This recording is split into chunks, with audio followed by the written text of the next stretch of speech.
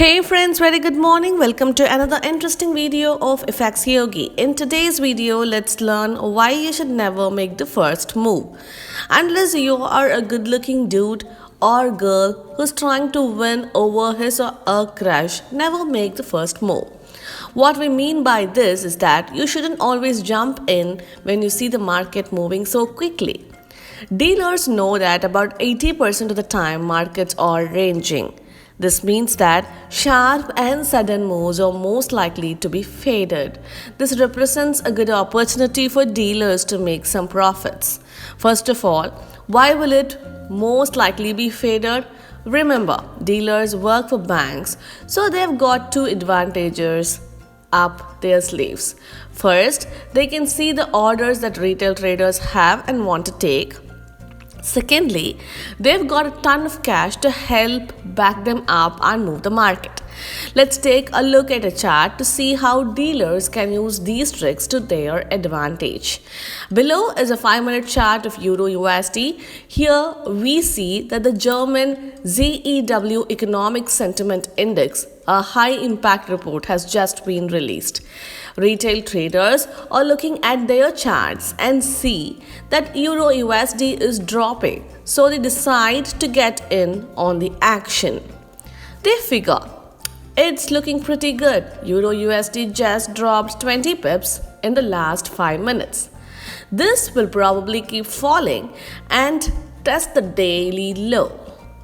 But wait, that's what the average retail trader is thinking. What are dealers focusing on? Dealers know that the release of data normally causes spikes in price and traders are jumping in and out quickly. They also know that most of the time the first move after a news event is a fake out and that price normally reverses to levels before the data was released.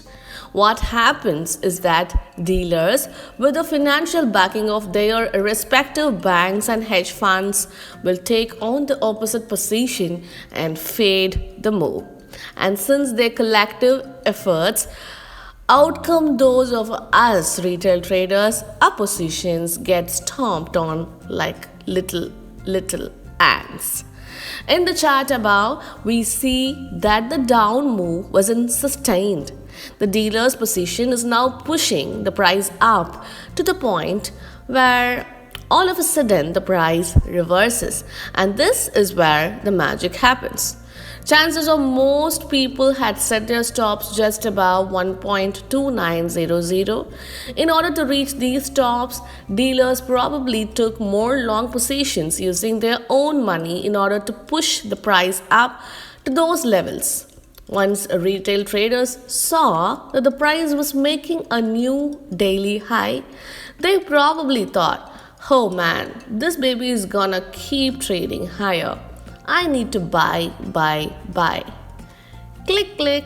Now that retail traders have changed their mind and want to buy Euro USD, dealers can now take advantage yet again and close their former long positions while making money off the spread. Because of course, the dealers, banks and trading institutions are the two players in the market. That's why they are called market makers. They make the market move.